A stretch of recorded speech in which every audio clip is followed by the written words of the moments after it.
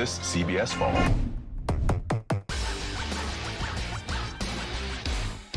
After some morning frost tomorrow, temperatures rebounding into the lower to mid 60s. But if you like that, you might like where temperatures are headed next week. Those details next. Good evening, everyone. I'm Kevin Hodge. Tonight on your WZMQ 19 News. This week is all about honoring EMS workers, but the Upper Peninsula faces unique hurdles when it comes to emergency care. Plus, former mayor of Detroit, Mike Duggan, is dropping out of the race for Michigan's next governor. And we see the groundbreaking ceremony for the upcoming Barnes-Hecker Memorial Park in Ishpeming. Your 19 News at 11 starts now.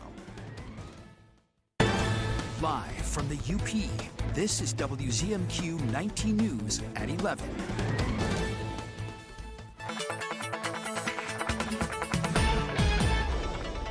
Temperatures tonight bottoming out into the lower 40s to mid 30s in spots. Yeah, we are going to deal with some pockets of isolated frost by tomorrow morning. So once again, if you have those things you've already planted that's sensitive to frost formation, you want to cover them up or bring them inside tonight. A few pockets may dip into the mid 30s across the UP, and then tomorrow, a really nice day, lower to mid 60s with a decent supply of sunshine. But if that temperature tickles your fancy, wait until you see the 7-day. Details coming up in a few. It's National EMS Week, and first responders in Michigan's Upper Peninsula say they're facing growing challenges in getting people emergency care. Our Michigan Capitol correspondent Sophia Murphy speaks with a UP lawmaker about what those challenges look like on the ground.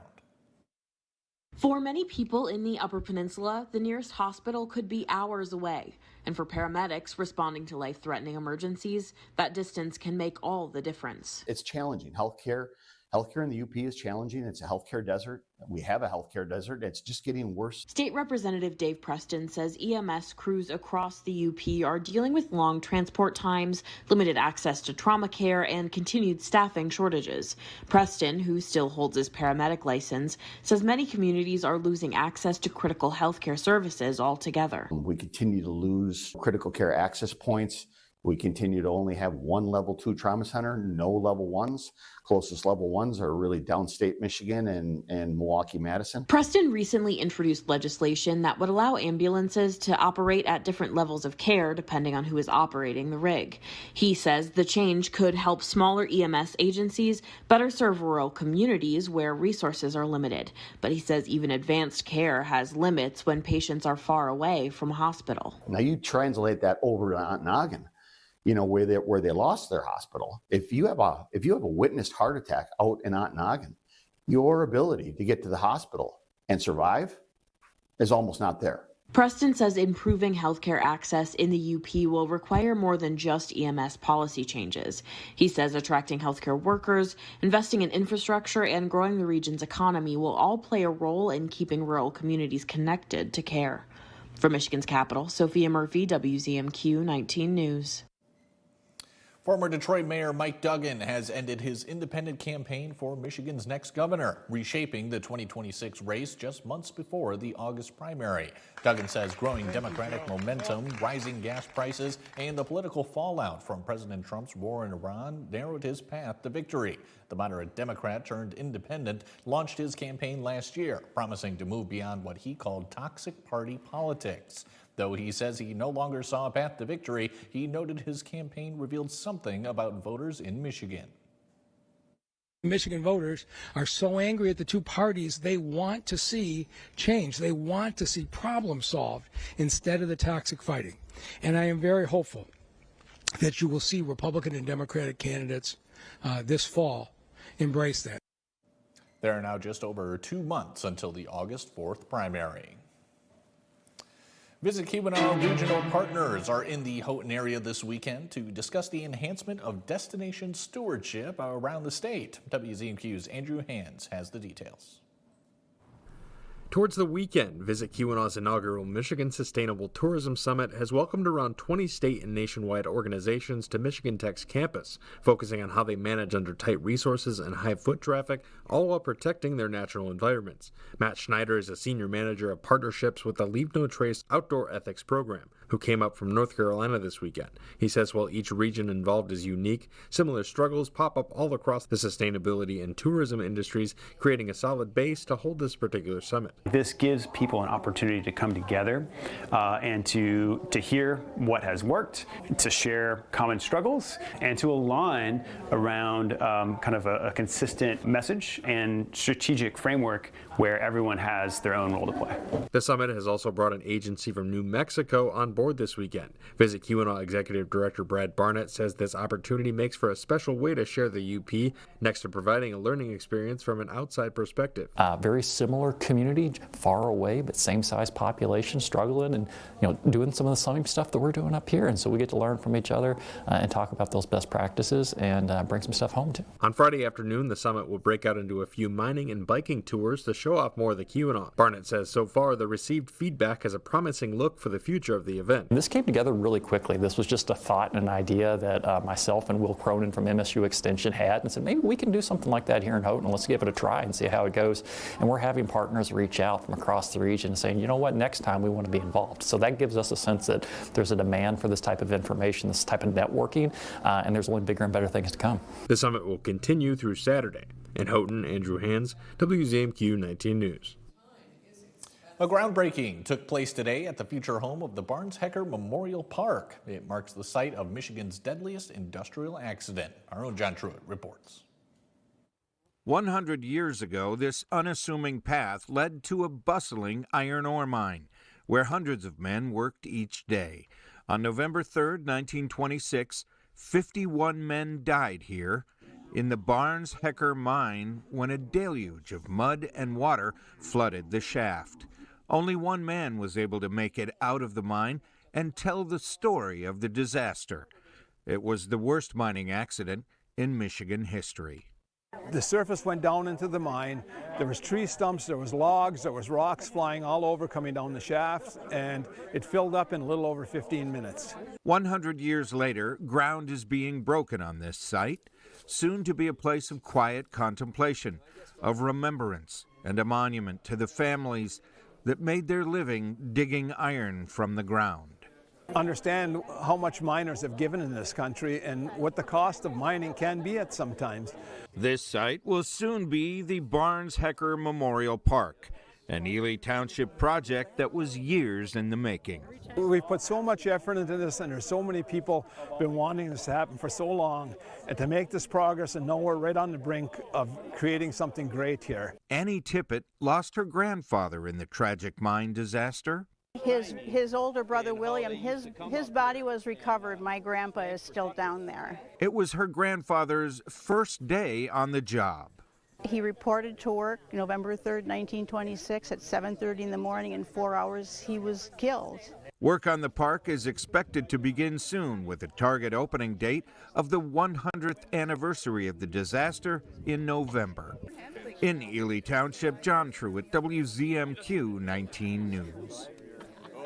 Dakota Hunter has your first warning weather forecast after the break, and we'll tell you more about the communication boards now available at 3 Escanaba parks. We'll be right back. 19 News is brought to you by Kirkish Furniture. Planning a getaway? Fly local and explore more with Marquette Sawyer Regional Airport. Enjoy convenient flights on American, Delta, and United. Skip the long drive and book your next trip today at sawyerairport.com.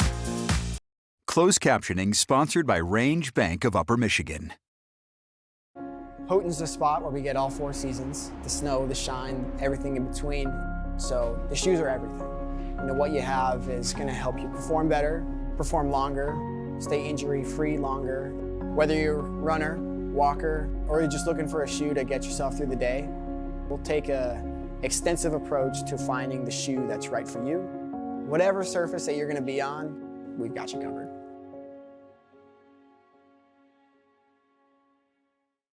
I thought it was just a rash, but it had a bullseye ring around it.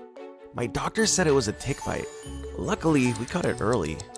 Ticks found in tall grass around your home can spread Lyme disease and other illnesses, which can lead to chronic health issues.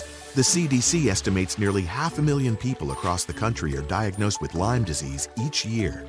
I didn't understand why my brother was having so many asthma flare-ups. Sometimes he couldn't breathe. Turns out a roach problem at home was triggering it. Allergens left behind by dust mites, roaches, and rodents are a major driver of asthma attacks, especially in children. When I had a fever, body aches, and fatigue, I never thought it would have been West Nile virus. All it took was a mosquito bite while gardening. Mosquitoes spread West Nile virus and many other diseases, and they can breed in standing water around your home. Protect your family from pests. Get the facts at pestworld.org. Escanaba reporter Lily Simmons on WZMQ 19 News. Now from the 19 News Forecast Center, this is WZMQ 19 First Warning Weather with Dakota Hunter. Welcome back, everybody. Today's high here into Marquette, 57 degrees. So it was a chilly one. Again, that is below average. We should be in the lower 60s, and don't fret, we'll get there tomorrow. But we've got to get through a little bit of frost. We've had temperatures into the 40s and 50s through this evening, but we still have this frost advisory that is in effect for basically the central and eastern half of the Upper Peninsula. Does not include the western half, and this is because frost is going to be more isolated through the nighttime hours tonight. It was a little bit more widespread last night and into this morning, but not so much today. I don't think temperatures will dip off quite as chilly as they were, but we're still going to see some pockets of a couple of mid to upper 30s, and of course with the clearing sky, that will help aid in frost development. But you see here the very scattered nature of this map. Anywhere you see the blue color, that is where you see a potential for a frost, and you really want the purples and the pinks. That kind of indicates a higher percentage chance of frost, and we don't see that across the UP by tomorrow morning. But there will be some isolated frost out there, so watch for it. You may need to do a little bit of scraping on the windshields for the morning commute tomorrow again to get the frost off. But we will see clouds increasing as we head through the overnight into our Friday. It's still a decent day, a mix of clouds and sunshine, temperatures bouncing back into the 60s. So it's actually going to feel pretty nice. But then there's a big change ahead as we head into the weekend. The wind flow starts to favor a more southerly flow. The jet stream pulls to the north, and that means we are talking about some really warm air surging in as we head into this holiday weekend. And we will deal with some scattered showers as we head into the afternoon on Saturday. And that's probably it for rain across the entire Upper Peninsula for this Memorial Day weekend. So if we can get through Saturday, I think we'll be okay. There is our more southeasterly wind flow, but these winds will start shifting more south as we head through the day on Friday and especially on Saturday. That's really going to pump in this warm, moist air, and there's going to be chances of us getting close to 80 degrees a couple of days next week. I don't have 80s in the 7-day, but it's going to be pretty warm around here, and it's going to be a stark change to where it's been the past day or two where we've had those below average temperatures. So lows tonight on the chilly side, about 40 into Munising, 40 into Marquette, and about 43 down to Escanaba, 39 into Iron River. And here's how the 7-day looks. So again, a couple of degrees below average as we head towards Friday and Saturday with a few of those showers. Sunday looks pretty decent. A really nice Memorial Day on Monday. We'll mix in a few more clouds through the end of next week, but temperatures remaining seasonal to slightly above average. Dakota, thank you. Escanaba's 3 largest parks have been equipped with a new resource to help children communicate. Our Escanaba Bureau reporter Lily Simmons spoke with a local parent about what it means for her family. I have 2 boys, Lucky and Gio. Gio is nonverbal autistic. We have become familiar with communication boards via speech pathology, his special education program. Communication boards allow individuals with speech barriers to express their wants, needs, and emotions by pointing at a picture, word, or symbol. I had visited a park up in Marquette. They had a communication board. I saw my son walk up to it. He recognized it right away.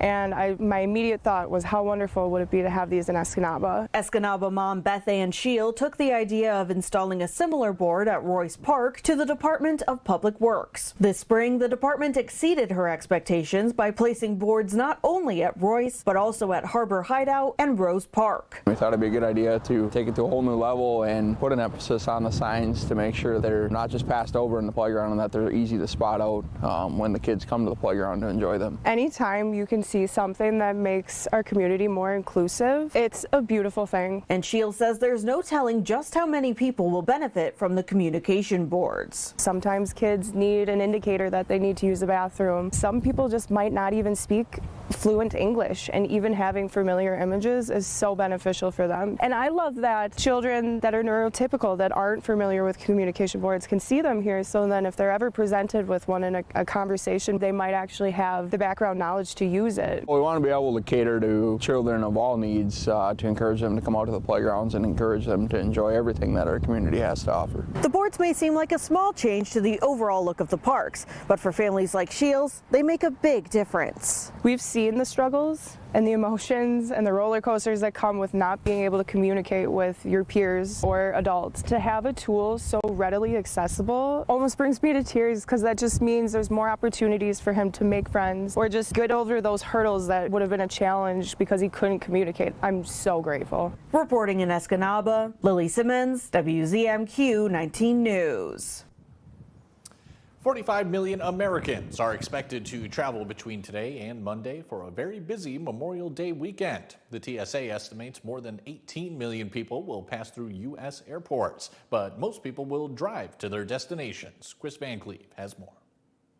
The Memorial Day holiday rush got off to a rough start Wednesday, thanks to a trifecta of travel troubles. This junkyard fire in Philadelphia halted Amtrak service for a time, while a line of thunderstorms caused 7,300 flight delays. We still don't know update if we're ever going to get back to the airport. And that's after a sinkhole opened near a runway at LaGuardia. We're about 2 hours delayed right now. I'm debating if I should get a hotel room. But today, be it by planes, trains, or mostly by cars, millions of Americans are hitting the fast lane to start their Memorial Day weekend with a trip. Expedia's Summer Trends report found it may well be a stay here summer for many. 63% of travelers said they were planning domestic trips this summer. It's been a lot with her, so I think if we were to do anything, it would be driving distance. AAA expects more than 39 million travelers to drive this weekend, even as gas prices are about $1.38 a gallon higher than last year. Gas Buddy forecasts the national average could hit $4.80 a gallon by Labor Day. At the airports, TSA is planning to screen around 18.3 million people between now and next Wednesday. That's down slightly from last year. Still, Adonis Wilkins was trying to get out before the crowds. I was trying to beat the traffic as much as possible, so Wednesday, middle of the week, I can get in and out. At the airports, airlines expect Friday to be their busiest day of the Memorial Day weekend. On the roads, AAA says Thursday afternoon into the evening, Friday afternoon into the evening, and Monday will be the busiest on the roads. Mike Ludlam has your sports highlights when we come back. He'll kick things off with some tennis action between Nagani and Marquette. That and more after this. Did you know most of what you throw away can be recycled? At Recycle 906, we accept more than just cardboard and jugs. We take plastics, metals, paper, and more. Recycle smarter, bring it to us. See what we accept at recycle906.com. Doughboys, Comets, Gremlins.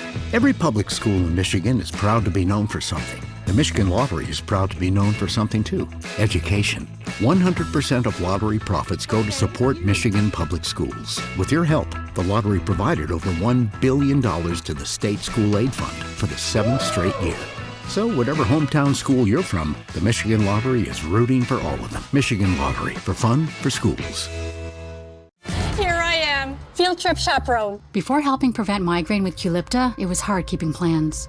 And look at me now. You'll never truly forget migraine, but Qulipta reduces attacks, making more zero migraine days possible to help give that forget you get migraine feeling. Don't take if allergic. Stop taking and get help right away for allergic reactions like trouble breathing, face, lip, or tongue swelling, itching, or rash. Tell your doctor about increased blood pressure or color changes, pain, or numbness in fingers or toes. Ask your doctor about Qulipta to help prevent migraine. On the next edition of Comics Unleashed, with your host, Byron Allen, as 5 of the most hilarious comics take it to the edge every night, and nothing is off limits. That's what I learned in any relationship. Communication is the most important thing. Yeah. The more you can avoid it, the better you'll do. Just avoid it altogether. Comics Unleashed. Weekdays on WZMQ CBS. Mamma Mia, it's Sophia on MeTV. My whole life is an open book. Your whole life is an open blouse. See her on The Golden Girls. Weeknights on MeTV 19.1.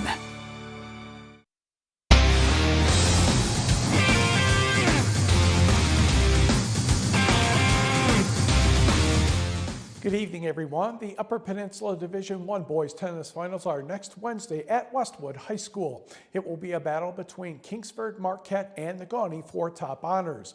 The Sentinels were home this afternoon against the Miners. We'll see if we learned anything about what might happen next week. You're looking at first singles. Negaunee's Easton Gannett in the near court against Marquette's Lucas Belkowski.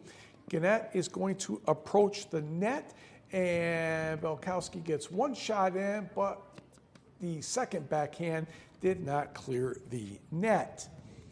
Now we will move ahead to another game when they switch sides of the court, and Belkowski is going to try to get to the net, and he will in a couple shots here. And he's going to give Gannett a chance to pass him. Ooh, nice stop there. And Gannett with another good shot backs up Belkowski, but Gannett was not able to get that one over the net. I believe Gannett won that match. Over at first doubles, Marquette's Connor Henry and Winston Leonard in the far court against Negaunee's Carson Lajmedier and Quinn Walters. A couple of good points there. Look at that shot down the line for a winner. Ball was practically behind him, so the Miners get that point. On this next sequence, they will go back and forth. Some shots a little easier to hit than others. But Connor Henry, who is in the far court in the back, will hit a nice cross-court forehand right there. And that's the point for the Sentinels. Negaunee actually trailed in the match overall 4-1, but they pulled out the final 3 matches to salvage a tie at 4.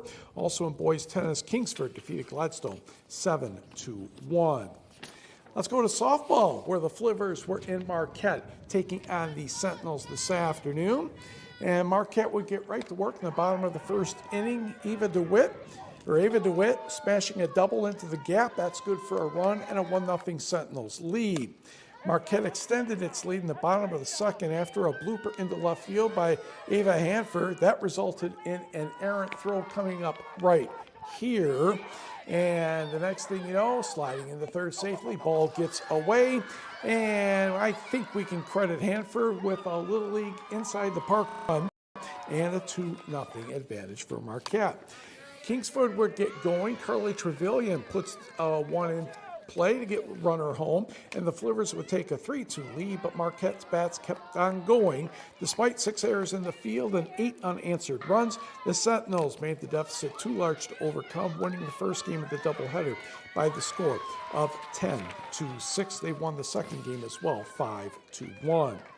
Down in Delta County, Escanaba swept Gladstone 13-0 and 17-6. For the Eskimos, Harley Kuhlman had a grand slam and Cam Buckley a 3-run shot. Gladstone's Addie Sandville had a couple of doubles and 4 RBI. Also in softball, Gogebic and Norway split 7-4 Miners, 3-2 Knights. High school baseball, Escanaba went all the way down to Traverse City, St. Francis. Gladiators won the first game 2-0 despite Lenny Peacock pitching well, but no run support much in the second game either, and TC St. Francis took it 8-1. Also, it was Marquette getting past Gladstone by the score of 3-2. High school track today, the Ontonagon Invitational on the boys' side. Hurley, your winner with a score of 140. Washburn was next at 108. Then it was Dollar Bay, UN Trail Creek, and Copper Island Academy. Wesley Schilling won the shot put and discus for Hurley. For Washburn, Caden Werner, the pole vault in the relay, and second in another relay. Dollar Bay's Baron Colbert, 200, 400 high jump, and second in a relay. For Copper Island Academy, Jack Ronavara accounted for 26 points, and Chassel Dade Holmes won the 1600 and 3200. On the girls' side, UN Trail Creek, a winner by 21 over Dollar Bay, 161 to 140. Ontonagon was next, followed by Washburn and Chassel. For ETC, Bree Beston and Emma Beston won 3 distance runs combined on a relay, and Emma was second in the discus. For Dollar Bay, Lila Bell, the long jump and pole vault and a relay. Kira Isaacson, a high jump and a relay. Washburn's Delilah Means won the shot put and discus. And for Chassel, Jordan Halumbo took both hurdles races. After 2 state championships in the past 3 seasons, the Ishpeming girls basketball coach Ryan Riegel has announced he's stepping down from that part of his job. Riegel won Division IV titles with the Hematites last March and in March of 2024. Both seasons he was the Upper Peninsula Division IV Coach of the Year. Riegel was also the overall Coach of the Year this season by the Basketball Coaches Association of Michigan and the Michigan Sports Writers Division IV Coach of the Year. Riegel says he wants to spend more time with his wife and 3 daughters. The oldest daughter is completing her freshman year at Negaunee High School. Turning to the Great Northern Conference Golf Meet, Part 5, I believe, at the Marquette Heritage Course today. We are on the 8th hole, and Camry Scott of Escanaba will have her 3rd shot, and that checks in pretty nicely toward the pin. Next, Delaney Rhodes of Marquette with a long putt, and that puts her in pretty good position to put the next one into the cup. We move to the next group, Hayden Shetter of Marquette with a very nice chip. Shetter plans on attending Grand Valley State next fall as a student. That's why she was wearing all the nice clothing today. I was telling her it was cross-country runner Ella Fury, but no such luck there. Escanaba's Lily Van Damey will roll this putt close to the hole. And now we're going to move to the boys, and we're going to catch up with them on the 2nd hole with Carson Delaney of Gladstone, getting him a chip to give him a short putt for par. Bowden Moore of Marquette is next. His putt will tail away at the end, but that made for an easy par. Carson Artley of Escanaba is next, and his putt is going to be good enough to get close enough for a par 4 as we let Bowden take care of business here, and Artley will roll that one in good shape. Did not get the scores, a little surprised by that today, but the UP finals are next week down in the Harris area. Now let's go to the Westpac girls golf tournament. This was Wednesday in Houghton, where it was darn cold. Darn near frigid cold. Low 40s and wind out of the north. That's called no fun. Callie Hodges of Calumet off to her right. Kaylin Rulo of Hancock, that one's going to slide to her left. And Negaunee's Addison Crookham will go to just off the right side. And one more for Negaunee, because they played very well, and that would be Kennedy Glasheen with a nice looking chip coming up here. On the results, Glasheen was your medalist with an 85, Crookham 86, Rulo a 90, Hodges a 94, and Sonia Irva of Negaunee with a 100. Team scores, Negaunee 384, Calumet 422, Hancock, Westwood, and West Iron County were next. For the boys, Colin Fritz will pick them up on hole number 5. He's going to roll in this putt very nicely. Swish. Kian Gauthier would be next for Ishpeming, and he putts out. Let's go quickly to the results here. Brendan Jukery of Houghton was the medalist with a 71, and on the team side, Houghton was your winner with a 306, closely followed behind with Hancock, and we will be right back. Sleep better with a new mattress from Kirkish Furniture. We proudly feature Made in the Midwest Restonic mattresses. Try one out today and compare other major brands. Let our sleep specialists help you find the bed of your dreams at Kirkish Furniture. Tony's Green Thumb in Bark River is open for business. Tony's is your one-stop shop for all your garden and flower needs. Known for a huge variety of big, beautiful baskets, gorgeous planters, and over 600 varieties of vegetables and flowers to choose from. Open daily, come see why people travel over 100 miles to Tony's Green Thumb. Tony's Green Thumb, where beautiful gardens begin. This is extreme crime. To catch him, they'll use every trick in the book. We were operating against ghosts, and ghosts are tough to find. Top investigators and police use the latest forensic science to uncover the truth and solve real cases. The devil is always in the details. Forensic Factor. Pure Outdoor is the first program dedicated to increasingly popular outdoor and eco sports. Pure Outdoor. Tonight's sports is brought to you by the Window Store. Andersen brand products are #1 in quality, and the Window Store is your local Andersen expert for installation and service of all Andersen windows and doors. From showroom to your home, Andersen Windows and Doors at the Window Store. Andersen is the #1 trusted window and door brand. The Window Store is the Upper Peninsula's clear choice for windows and doors. Now that's a perfect fit. From showroom to your home, Andersen Windows and Doors at the Window Store.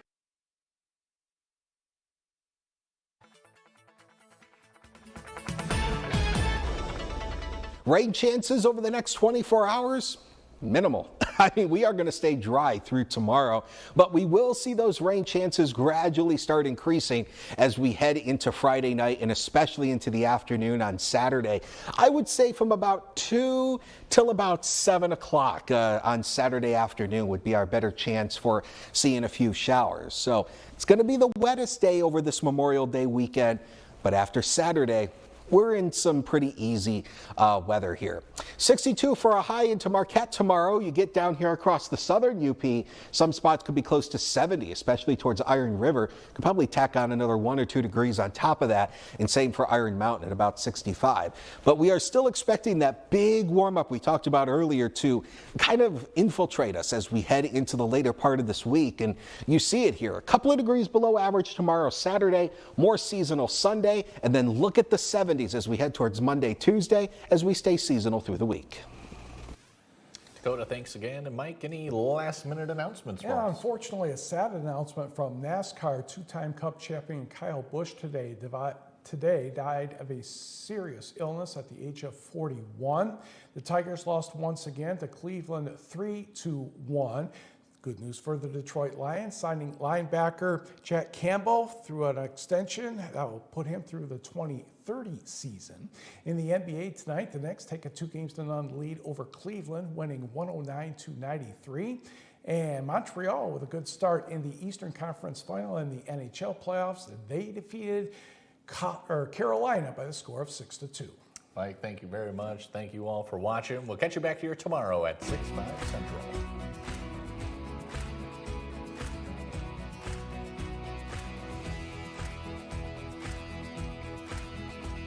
As governor, I'll absolutely require voter ID. We'll clean up the murky voter rolls and save Michigan's elections. I'm no politician. I'm Perry Johnson. But shouldn't even the career politicians have made this change by now? My family's been in business for 70 plus years. We really needed to stress that this is not just a running